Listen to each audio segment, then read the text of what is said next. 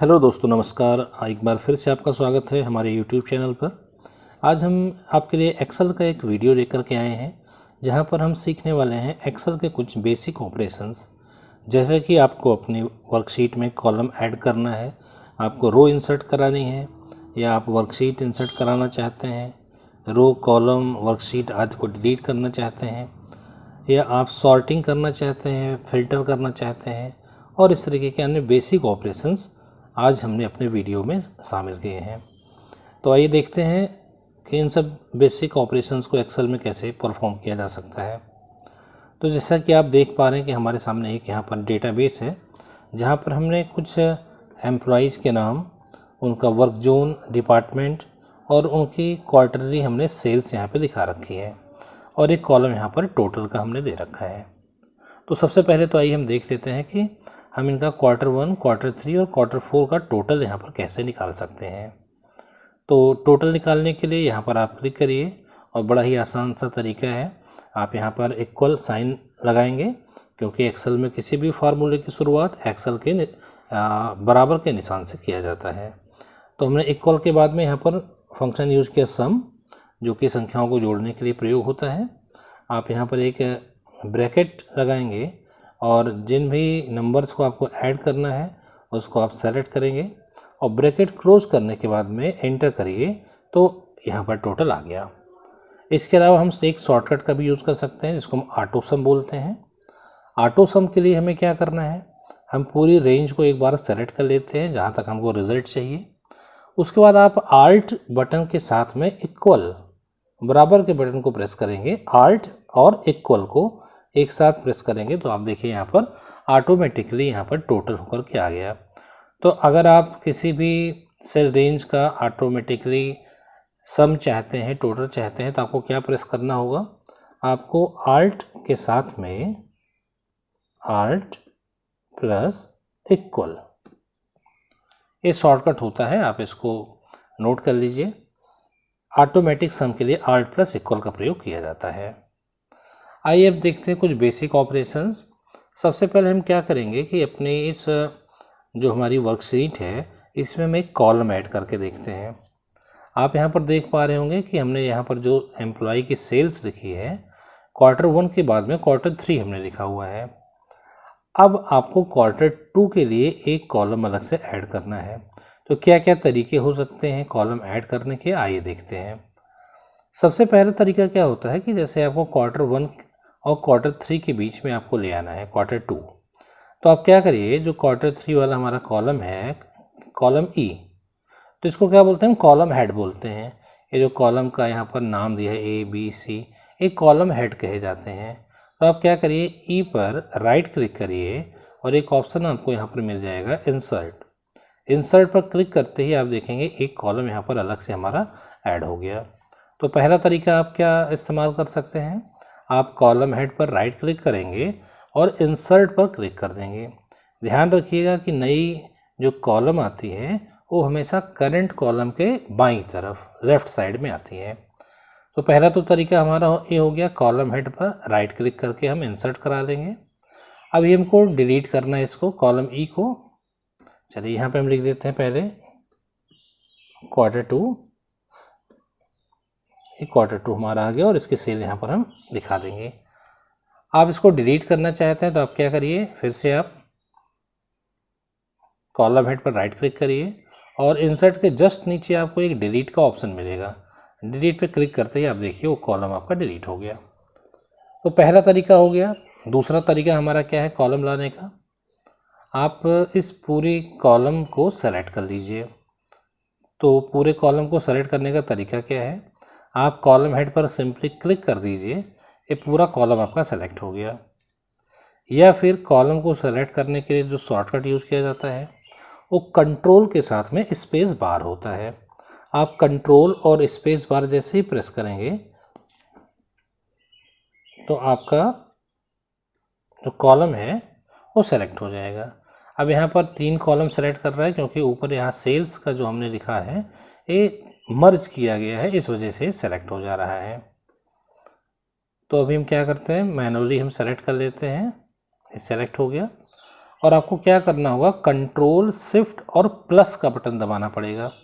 Control shift और plus आप press करेंगे तो एक कॉलम आपका यहाँ पर और ऐड हो जाएगा।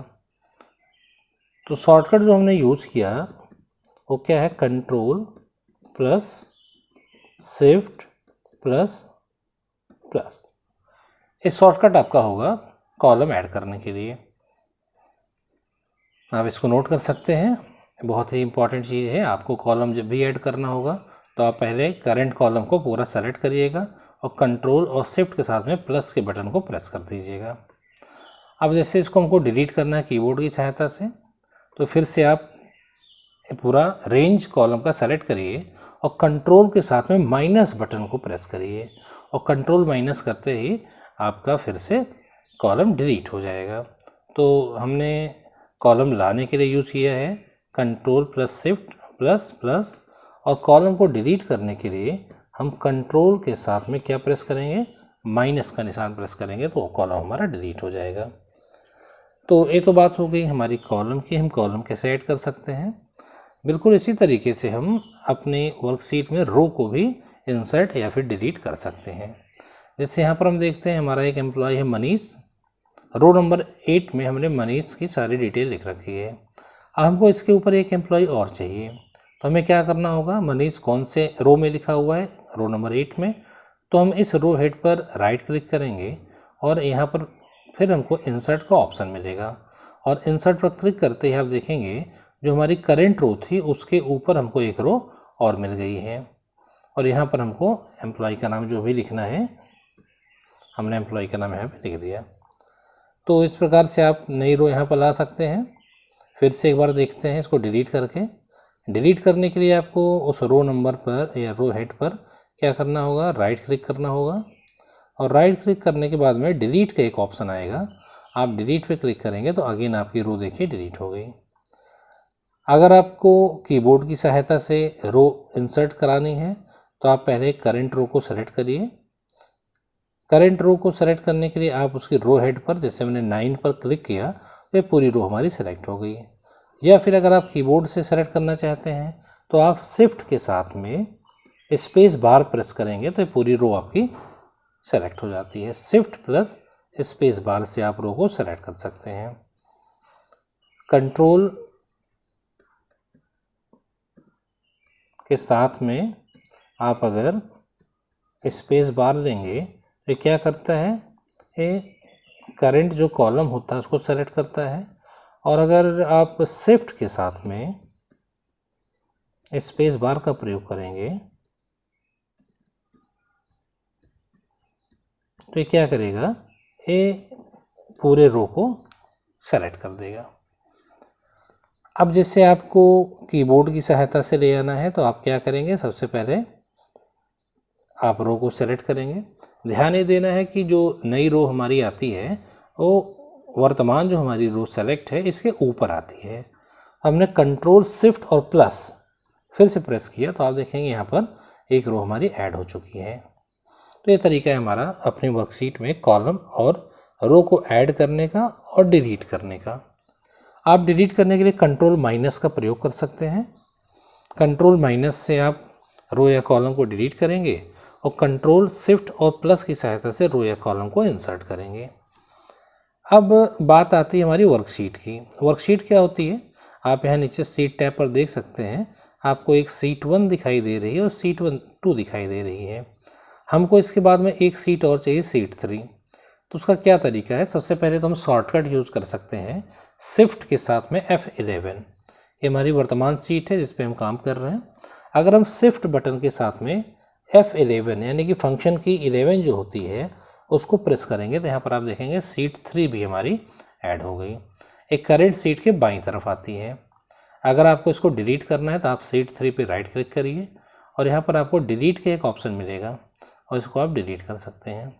ध्यान देना है कि वर्कशीट को अगर हम डिलीट कर देते हैं तो अंडू की सहायता से वापस नहीं आ सकती है। इसलिए वर्कशीट को डिलीट करने के पहले हमको ध्यान से देखना है कि हमारा कोई इंपॉर्टेंट डेटा वहाँ पर ना हो।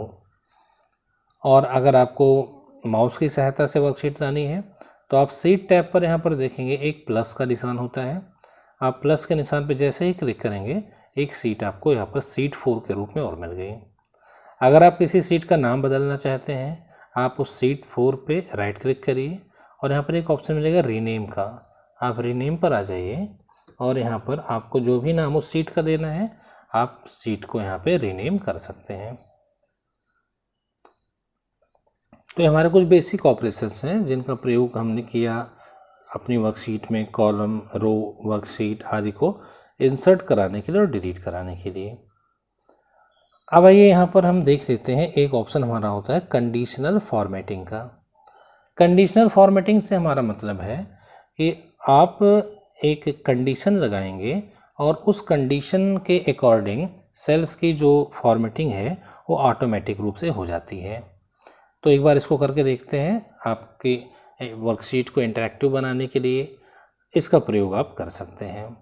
तो जैसे यहाँ पर कहा जा रहा है भाई जितने भी सेल्स डिपार्टमेंट हैं उनको आपको हाईलाइट करना है। तो आप क्या करिए, सारे डिपार्टमेंट्स को आप यहाँ पर सेलेक्ट करिए। सेलेक्ट करने के बाद में आपको यहाँ पर एक ऑप्शन मिलेगा फॉर्मेट का।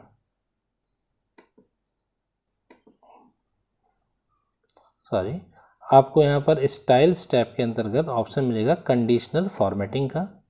आप कंडीशनल फॉर्मेटिंग पे आइए। पहला ही ऑप्शन आपको मिलता है हाईलाइट्स रूल्स और उसमें आपको एक ऑप्शन मिलेगा टेक्स्ट दैट कंटेन्स और यहाँ पर आप आके लिखिए सेल्स और सेल्स को आपको किस कलर में दिखाना है वो आप यहाँ पर आइए। हमने ग्रीन फिल ले लिया विद डार्क ग्रीन टेक्स्ट और हम ओके करेंगे। तो हम देखेंगे जितने भी हमारी सेल्स वाली यहाँ पर सेल्स थी वो सब हमारी कंडीशनल फॉर्मेटिंग उस पर लग चुकी है। तो कंडीशनल फॉर्मेटिंग का प्रयोग हम करते हैं किसी भी सेल को उनकी कंडीशन के अकॉर्डिंग फॉर्मेट करने के लिए। तो आज का वीडियो हमारा बस इतना ही है। आप इसकी प्रैक्टिस करिएगा और कोई भी अगर आपको समस्या आती है तो आप कमेंट बॉक्स के माध्यम से हमसे संपर्क करें। अगर आपको हमारे वीडियोस, हमारा प्रयास अच्छा लग रहा है तो आप अन्य लोगों के साथ में भी इन वीडियोस को शेयर करें। और अगर अभी तक आपने हमारे चैनल को सब्सक्राइब नहीं किया है तो आपसे निवेदन है कि हमारे चैनल को सब्सक्राइब करें ताकि आपको आने वाली वीडियोस जो हैं वो बराबर मिलती रहें। अगर आपका कोई सुझाव है या कोई प्रश्न है तो आपका स्वागत है, आप कमेंट बॉक्स के माध्यम से हमसे ज़रूर संपर्क करें। आज के लिए बस इतना ही। एक नए वीडियो के साथ जल्द ही आपसे मुलाकात होगी। तब तक के लिए नमस्कार। हमारे वीडियो को देखते रहने के लिए आपका बहुत बहुत धन्यवाद।